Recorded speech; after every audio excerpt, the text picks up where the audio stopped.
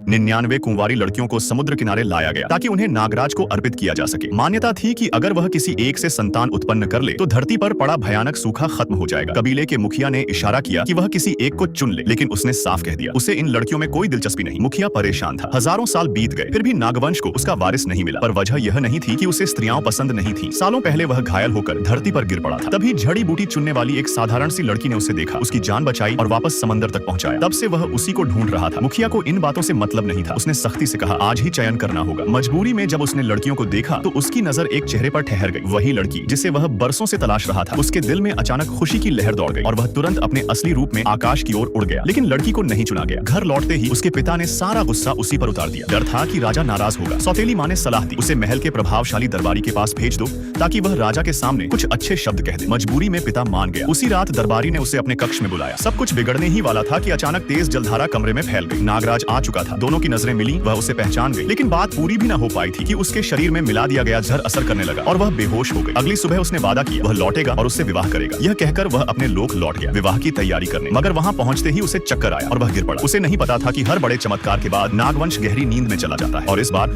उसकी नींद पूरे 10 साल लंबी थी। इधर लड़की गर्भवती हो चुकी थी। उसके गर्भ में दिव्य बालक था जो साधारण नहीं था। उसकी वजह से प्रसव टलता जा रहा था और धरती पर सूखा खत्म नहीं हो पा रहा था। एक दिन उसने मन ही मन दुख जताया, अगर बारिश नहीं हुई तो सब उसे दोष देंगे। उसकी मन की आवाज सुनकर गर्भस्थ बालक ने चमत्कार किया। सूखी कुएं से अचानक पानी फूट पड़ा। लोग खुशी से झूम उठे। उधर 10 साल बाद नागराज जागा। उसे जब पता चला कि इतना समय बीत गया तो वह तुरंत धरती पर लौटने को तैयार हुआ। इधर लड़की का परिवार अचानक मिले पानी से खुश था, लेकिन उसे खुद एक घूंट भी नसीब नहीं हुआ। 10 साल से गर्भवती होने के कारण लोग उसके बच्चे को अपशकुन कहने लगे। पिता ने गुस्से में गर्भ गिराने की बात तक कह दी। सौतेली माँ ने अफवाह फैला दी कि यही बच्चा सूखे की वजह है। तभी एक सिद्ध संत गांव पहुंचे। उन्होंने लड़की को देखते ही समझ लिया उसके गर्भ में दिव्य आत्मा है जो धरती को राहत देने वाली है। उन्होंने सम्मान से प्रणाम किया और कहा 20 साल का सूखा अब खत्म होने वाला है। लेकिन सौतेली माँ ने झूठी कहानी गढ़ दी कि दिव्य बालक उसके गर्भ में है। भीड़ ने सच झूठ पर ध्यान दिए बिना लड़की को बांध दिया। उसी समय इलाके का निरीक्षण करने आया राजा भी वहां पहुंचा। उसने दोनों पक्षों की बातें सुनी पर अफवाहों पर भरोसा कर बैठा। उसने सूखे का दोष उसी पर डाल दिया और आदेश दिया उसे बांध दो। लड़की चीखती रही, सच बताती रही, पर कोई सुनने को तैयार नहीं था। तभी उसके गर्भ से हलचल हुई, जैसे कोई शक्ति बाहर आने को बेचैन हो। माहौल अचानक बदलने वाला था।